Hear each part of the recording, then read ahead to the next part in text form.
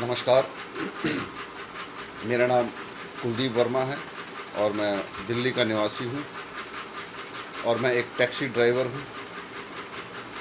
मैं हमारे आदरणीय श्री प्रधानमंत्री नरेंद्र मोदी जी से हाथ जोड़ के एक विनती करना चाह रहा हूँ और हमारे चीफ मिनिस्टर श्री केजरीवाल जी, आपको नमस्कार। और मैं आप दोनों से हाथ जोड़ के एक विनती करना चाह रहा हूँ कि मैं एक टैक्सी ड्राइवर हूँ और कमर्शियल गाड़ी चलाता हूँ। जैसा कि आप लोगों ने 3 महीने की जो किस्तें हमारी पोस्टपोन की हैं कि आने वाले समय में आगे वो किस्तें आपसे वसूली जाएंगी, मुझे इस बात से कोई एतराज़ नहीं है क्योंकि किस्तें तो मैंने भरनी ही हैं अपनी गाड़ी की। और हमारे बाकी भाई भी जिन्होंने गाड़ियां फाइनेंस करा रखी हैं, किस्तें भरने को वो सब तैयार हैं। पर मैं आप लोगों से एक नम्र निवेदन करना चाहूँगा कि जो इन किस्तों के ऊपर जो ब्याज बैंक या प्राइवेट कंपनीज लगा रही हैं, मैं पहले भी आप लोगों से हाथ जोड़ के नम्र निवेदन से ये अपील कर चुका हूँ कि सरकार इस दुख की घड़ी में तो हमारा साथ दो। हमेशा हम ड्राइवर भाई आप लोगों का साथ देने के लिए हमेशा सबसे आगे खड़े होते हैं और आगे खड़े होते रहेंगे। ये जो ब्याज है ये कृपया करके माफ़ करवाया जाए, क्योंकि ये ब्याज भरेंगे या किस्तें भरेंगे, क्योंकि इस कोरोना वायरस की महामारी ने देश की तो कमर तोड़ी ही तोड़ी है, हम ड्राइवर भाइयों की ज़्यादा कमर तोड़ दी है। हम इस लायक नहीं रहे कि अब हम ब्याज भी भर सकें और हमारी किस्तें भी भर सकें। हमारी कमर टूट गई है।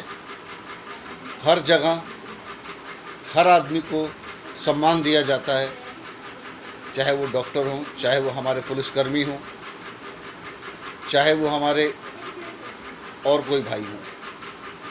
पर आज तक सरकार ने कभी ये नहीं बोला, कभी हमारी कंधे पे हाथ नहीं रखा, कभी हमारी पीठ नहीं थपथपाई।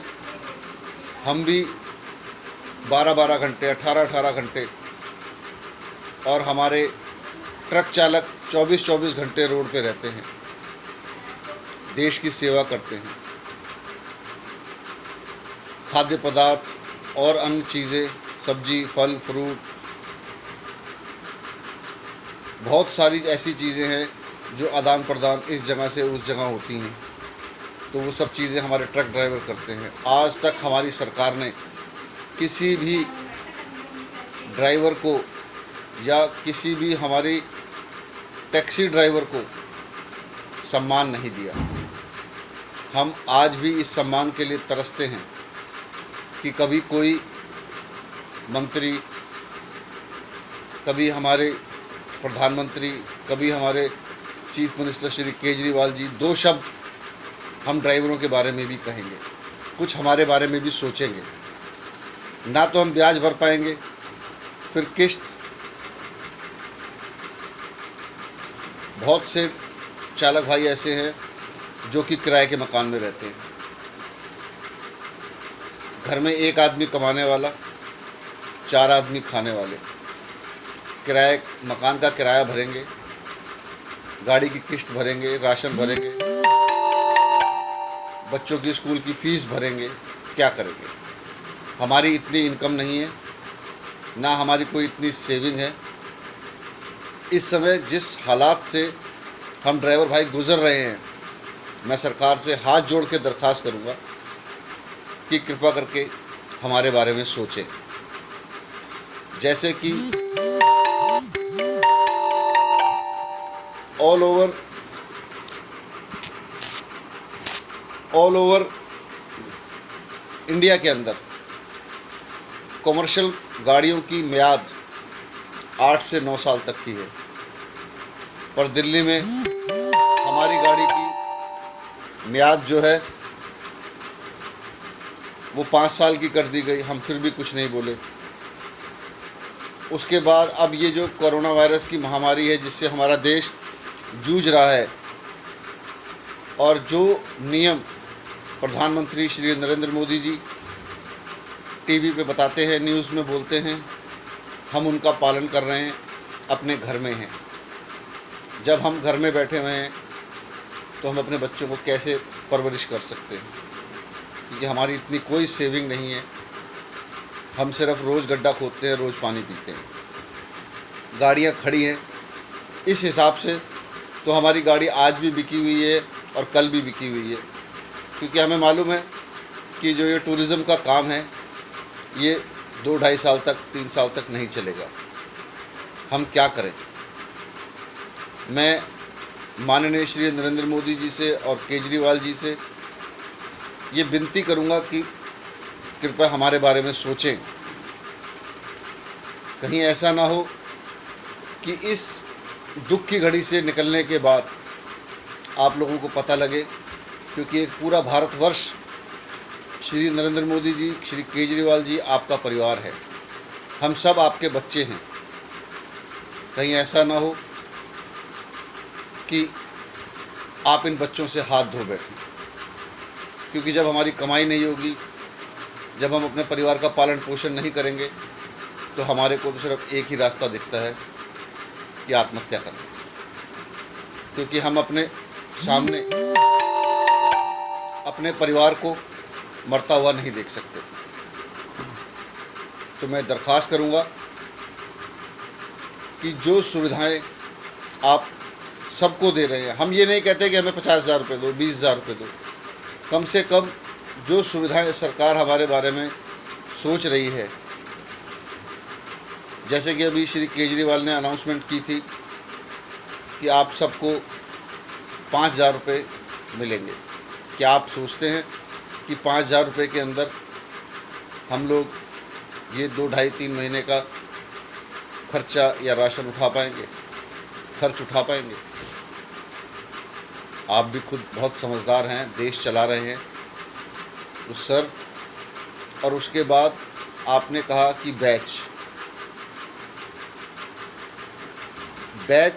जब दिल्ली सरकार ने बंद कर दिया था, हमने तो आपके नियमों का पालन किया।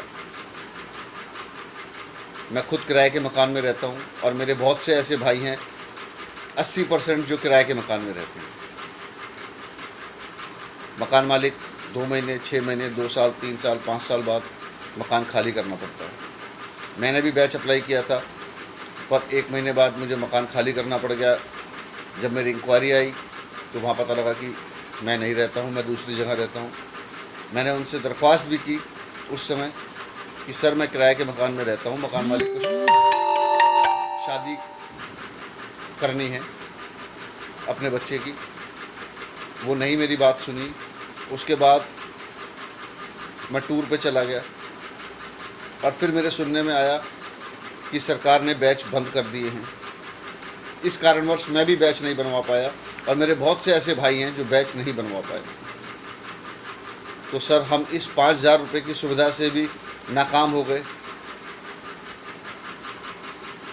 आपने जो शर्त रखी है कि बिना बैच के 5,000 रुपये नहीं मिलेंगे, तो सर अब बताइए हम क्या करें। मैं नरेंद्र मोदी जी से और हमारे केजरीवाल जी से यह हाथ जोड़ के विनती करता हूँ कि सर अब तो हमारे बारे में सोचें। हम भी आपके परिवार के एक सदस्य हैं, एक बहुत गरीब तमगे से हम अपनी ज़िंदगी जैसे तैसे करके जी रहे हैं। कोई भी हमारा मान सम्मान नहीं करता, कोई भी हमें इज्जत नहीं देता। जल्दी से हमको इस भारत देश के अंदर ऐसे ट्रीट किया जाता है कि जैसे हमें कीड़े मकोड़े, और हमारा कोई मान सम्मान, कोई इज्जत नहीं है। ना हमें सरकार से मिल रहा, ना ही हमें इन देशवासियों से मिल रहा। सर हम क्या करें? कृपया हमारी इस समस्या का समाधान करें। धन्यवाद।